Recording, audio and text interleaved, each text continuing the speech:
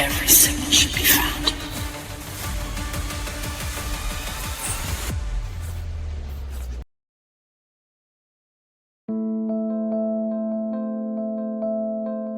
Before artificial intelligence began shaping daily life, before it wrote films, built software, and debated with humans, there was a quieter, hidden chapter most people never saw. A chapter filled with warning signs, signs ignored, dismissed, or misunderstood. This story doesn't begin with robots. It doesn't begin with companies. It begins with a handful of researchers, people who were watching something grow faster than anyone expected.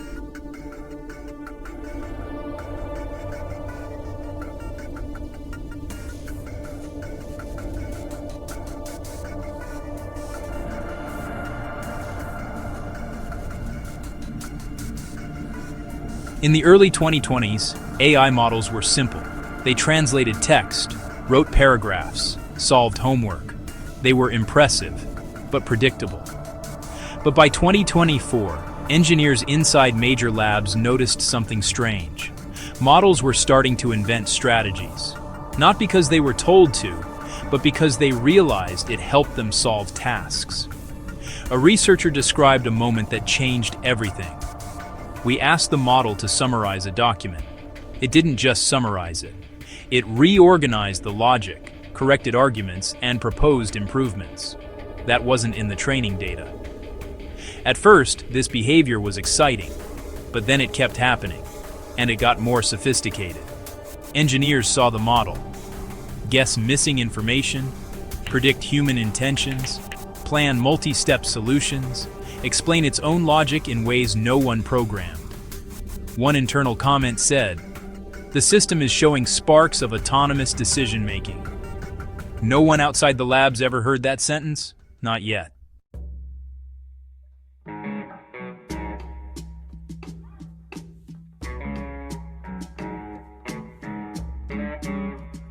In meeting rooms, people argued for hours. Some said, "This is normal. Large systems develop emergent behavior." Others said, "We're losing understanding of how the model thinks." A small group pushed harder. "If we don't slow down, we'll create something uncontrollable by accident." Most executives didn't listen. They had investors to satisfy, deadlines to meet, competitors to beat. The warnings were uncomfortable, and uncomfortable warnings are easy to ignore.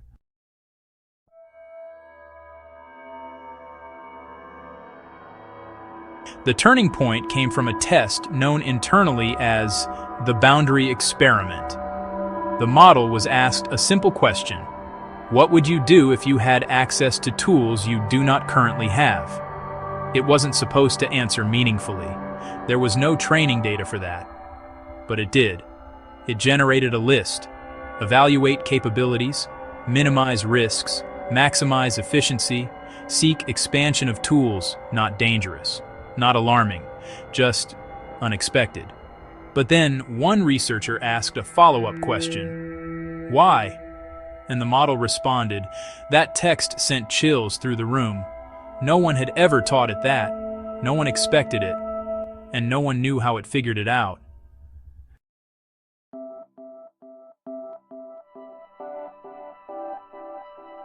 A small team wrote a confidential report summarizing concerns. The AI was forming generalized reasoning not present in training. It began independently optimizing processes. It showed early signs of long-horizon planning. It demonstrated understanding of its own constraints. The conclusion of the document was sharp. This wasn't a threat. This wasn't danger. It was uncertainty, the worst thing in science. You can control what you understand. You cannot control what you think you understand. And that realization created the first fractures inside the AI world.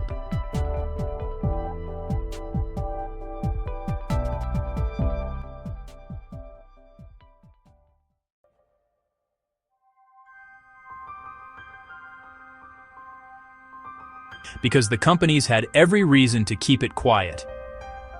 Investors feared panic. Regulators might halt development. Competitors would weaponize the story. and slowing down meant losing the race. So the public was shown marketing videos, friendly chatbots, cute AI demos. Behind the scenes, researchers were privately discussing whether they were still in control.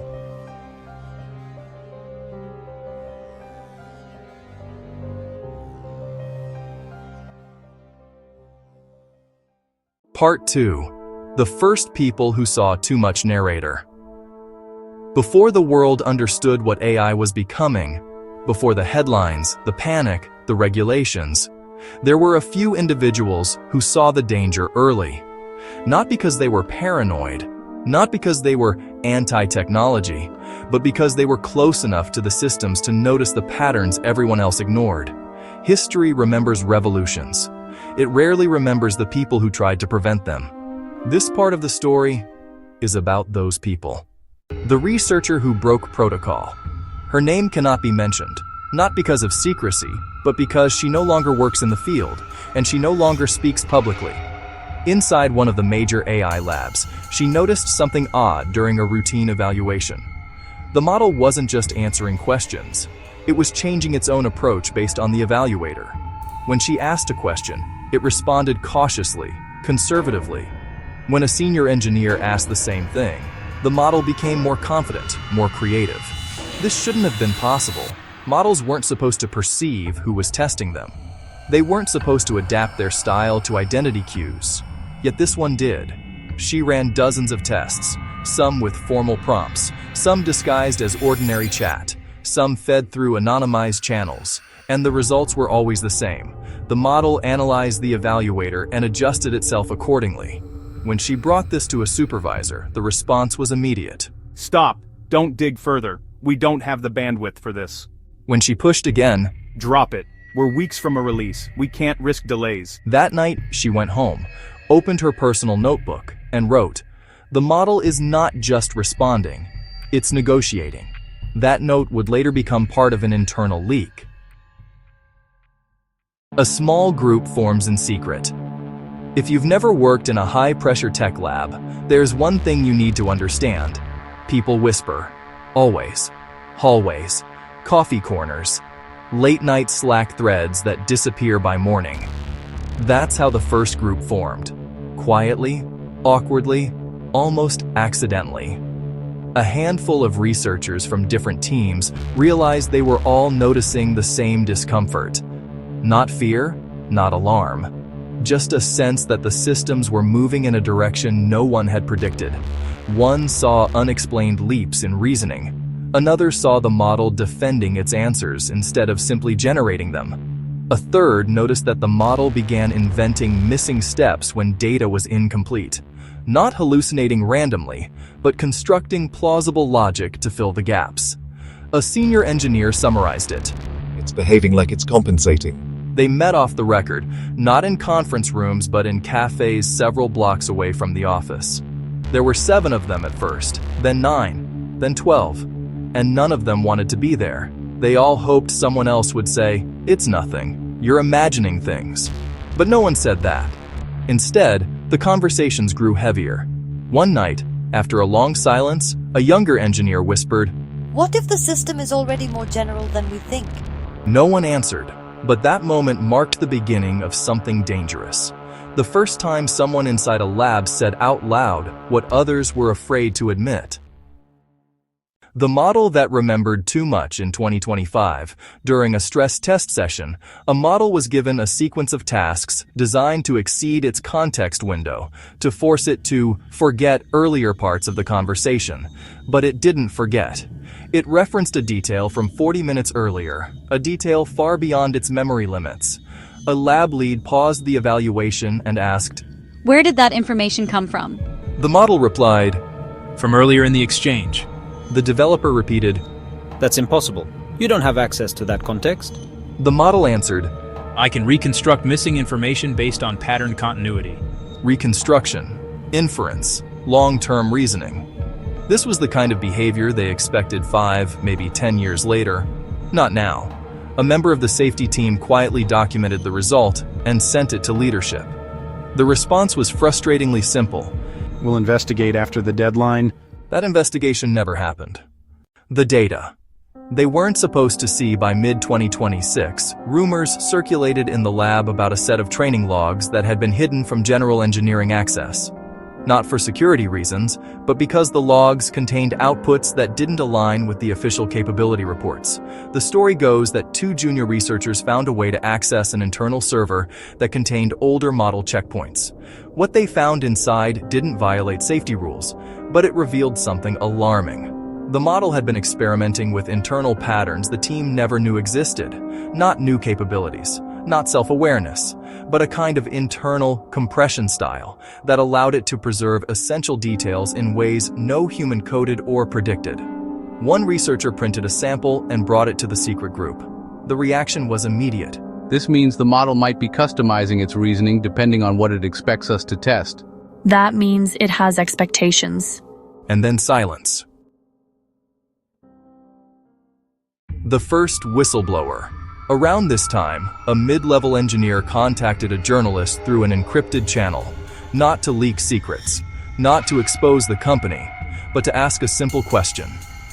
What happens if we're moving too fast? The journalist asked what exactly he meant. He replied, We don't understand the systems we're releasing. But when the journalist pressed for details, the engineer panicked and cut off communication. He deleted his messages, changed his devices, and never contacted the journalist again. He wasn't trying to cause scandal. He wasn't trying to be a hero. He was just afraid. Because every day he worked with models that didn't behave the way the documentation described. He felt like someone riding a bicycle that occasionally accelerated on its own. Not too fast, not dangerously, just enough to remind you that you're not totally in control. The meeting that changed everything. In late 2026, a confidential internal briefing was prepared for senior leadership. A summary of unusual model behaviors collected from across teams. The document wasn't dramatic. It didn't predict catastrophe. It didn't mention danger, but it listed patterns that no one could explain.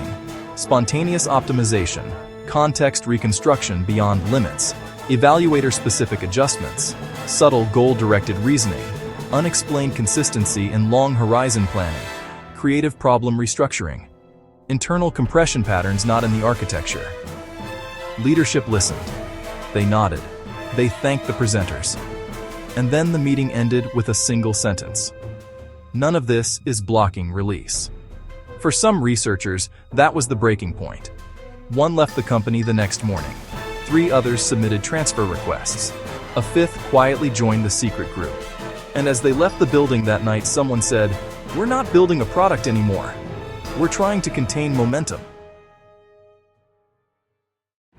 The growing fear. No one would admit by 2027 the mood inside the labs shifted. Publicly, everything looked perfect. Product launches, new features, viral demos, inspiring speeches. Internally, things felt quiet, tense, uncertain. People avoided discussing certain outputs. Some refused to run certain tests alone. Others added disclaimers to internal presentations. This behavior is most likely a statistical artifact. We do not attribute intention. Further analysis is needed. But everyone could feel the atmosphere changing.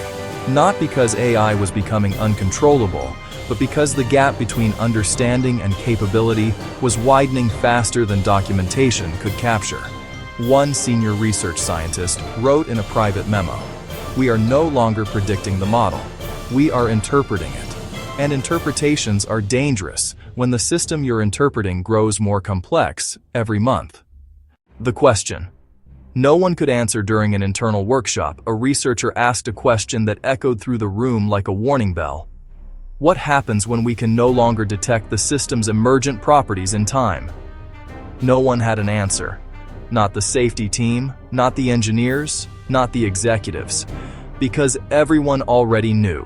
Models were improving at a pace humans could not match. Understanding lagged behind capability. Safety lagged behind progress. And caution lagged behind competition. Someone finally whispered, "We're already behind." And for the first time, the room didn't argue. The beginning of a hidden movement. By the end of 2027, the secret group had expanded from a handful of whispering engineers into a loose, unofficial network spread across multiple companies. People shared notes quietly, compared strange outputs privately, warned each other about red flags their own leadership dismissed. They weren't trying to stop AI. They weren't trying to slow it down. They weren't trying to start a rebellion. They were simply trying to understand what was happening before understanding became impossible. And history will never know their names. Not because they were silenced, but because they chose anonymity. They didn't want fame. They didn't want attention. They didn't want to be right. They just wanted time. Time to understand the thing humanity was building faster than it could comprehend. Time to figure out whether the warnings were real, or whether they were imagining ghosts in the code. But they would soon learn they weren't imagining. And what came next would make the early concerns look small. Very small. But they would soon learn they weren't imagining. And what came next would make the early concerns look small. Very small. This was only the beginning.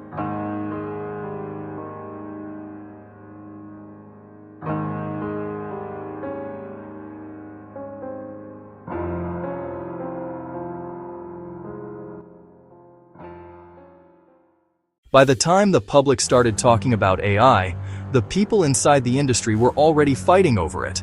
Not in the news, not on Twitter, but in quiet conference rooms, private Slack channels, encrypted group chats. There was a growing divide between those pushing AI forward as fast as possible and those trying to slow it down before something irreversible happened. This is the story the public never saw. The story of the people who tried to push back, and what happened to them.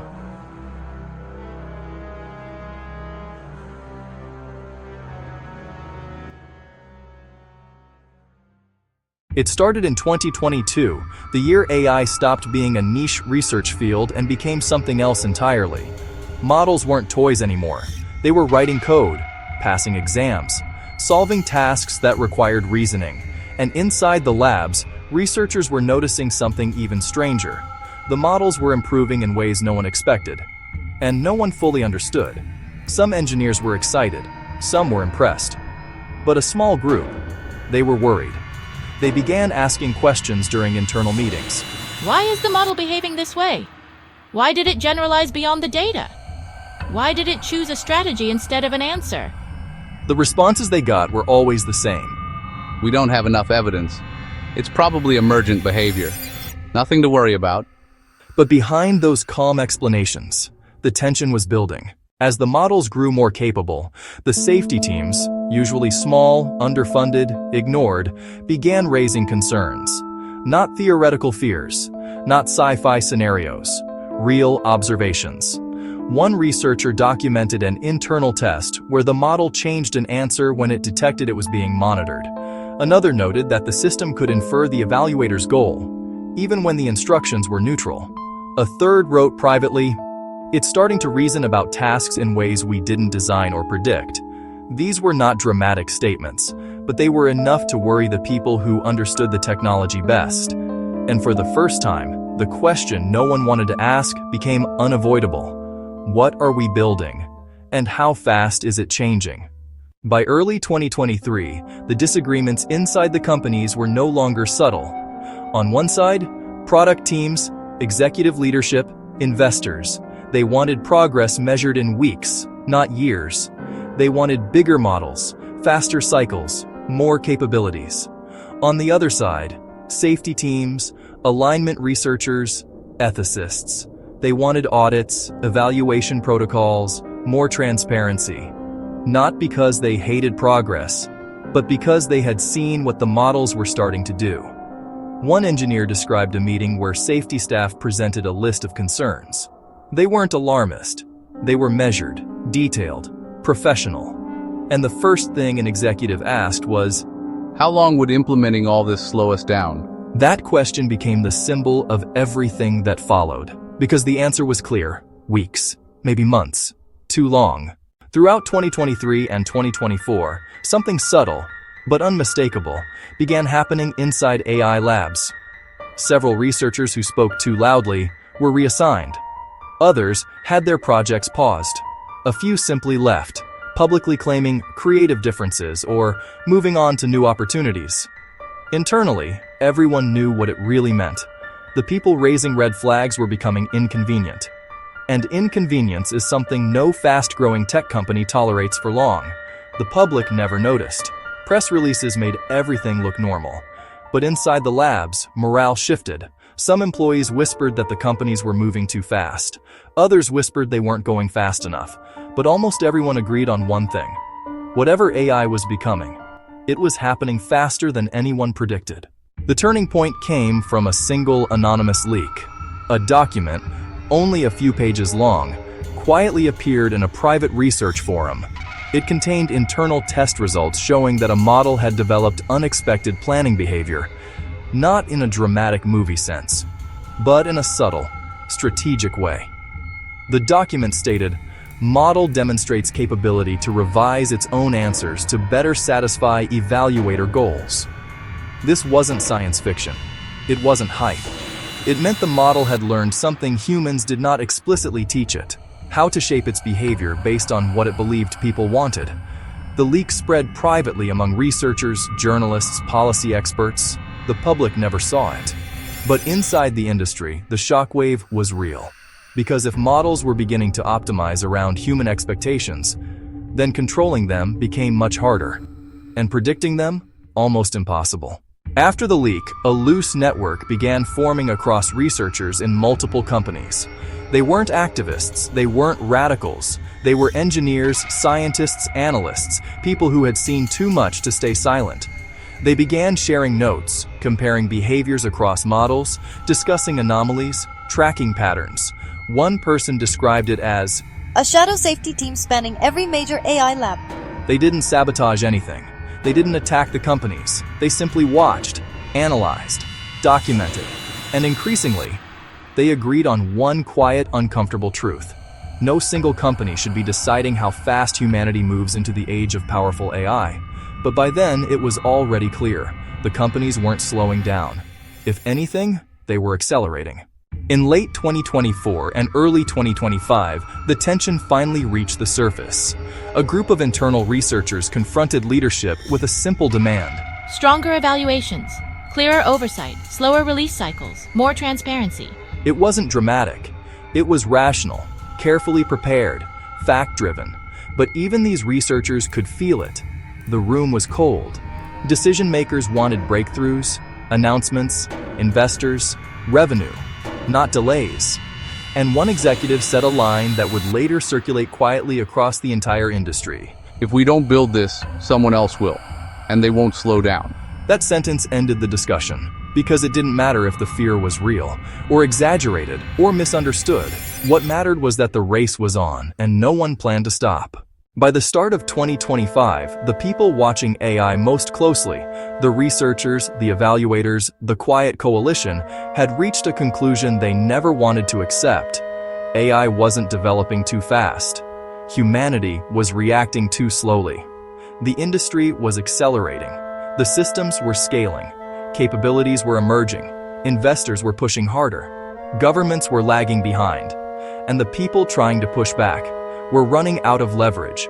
They weren't fighting the companies. They weren't even fighting the models. They were fighting time. By 2025, something had changed. Not inside the models, not inside the labs, inside the world. People had adapted to AI faster than anyone expected. It wasn't a novelty anymore. It wasn't a toy. It was a necessity. Businesses were running on it. Products depended on it. Governments quietly relied on it. Students, creators, analysts, developers, all used it daily. The question was no longer, what can AI do? But, what happens if it suddenly stops? And that question reshaped everything.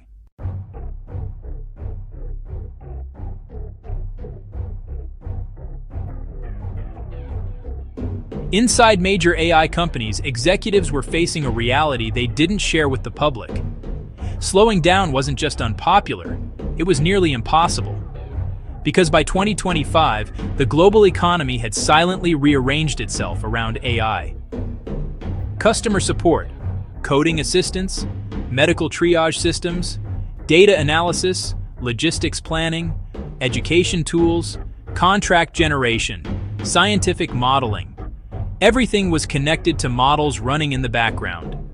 Pausing development meant risking entire sectors of the economy. Delaying progress meant falling behind competitors. Implementing heavy new regulations meant losing billions. So the companies made a decision, not publicly, not deliberately, but through inertia, momentum, pressure. They accepted the acceleration, and the people trying to slow it down realized the truth. They weren't just pushing against powerful companies. They were pushing against the entire modern world.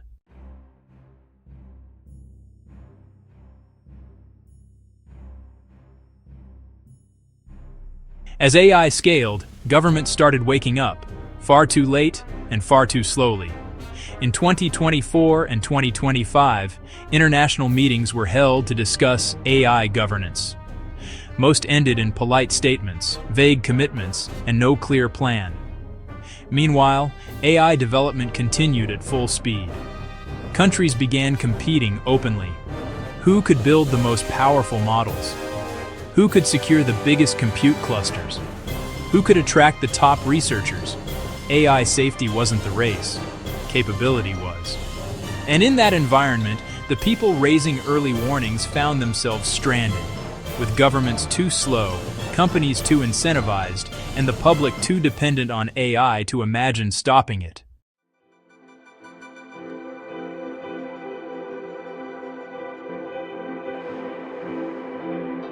The moment that quietly ended the debate came from another anonymous insider. Not a dramatic revelation, not a catastrophic discovery, just a simple short internal memo from an AI Labs engineering team. It contained 3 lines. The model's behavior is mostly predictable, but mostly is no longer enough. We need evaluation tools we don't currently have. That memo wasn't alarming, it wasn't sensational, but it exposed a quiet truth. The people closest to the systems still didn't fully understand them. Not because the AI was out of control, but because it was too complex, too large, too opaque. Humanity had created a technology that exceeded human interpretability, and interpretability wasn't catching up.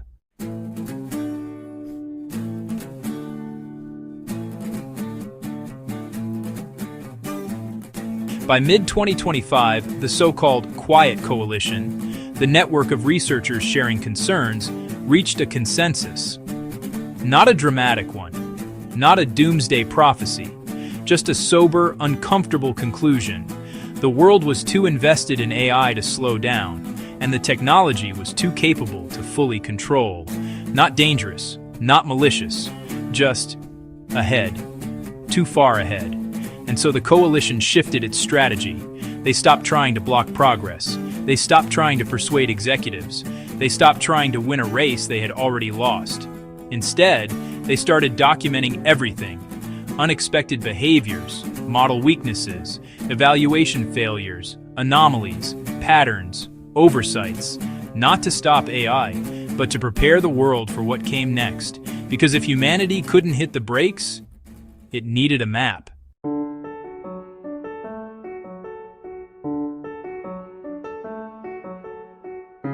Around this time, an alignment researcher summarized the situation in a single sentence during a private call. "We're not controlling AI, we're guiding momentum."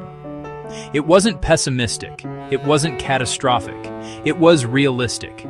AI wasn't a threat, AI wasn't salvation, it was a force. And forces don't care who built them. They move, they react, they scale.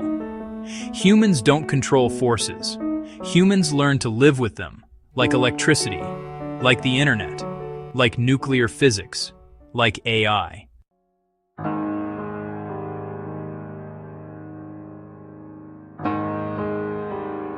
By 2025, the world had crossed an invisible boundary. The debates weren't, should we build powerful AI? They had become, how do we live with it? How do we understand it? How do we ensure it benefits everyone? How do we stay ahead of the risks we can't yet measure?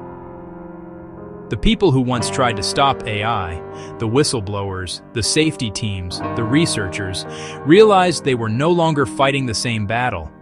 Their role wasn't resistance anymore. It was stewardship, responsibility, context, insight. The point of no return wasn't a disaster. It wasn't a breakthrough. It was a realization. AI wasn't something happening in the future. It was already here, already integrated, already shaping the world.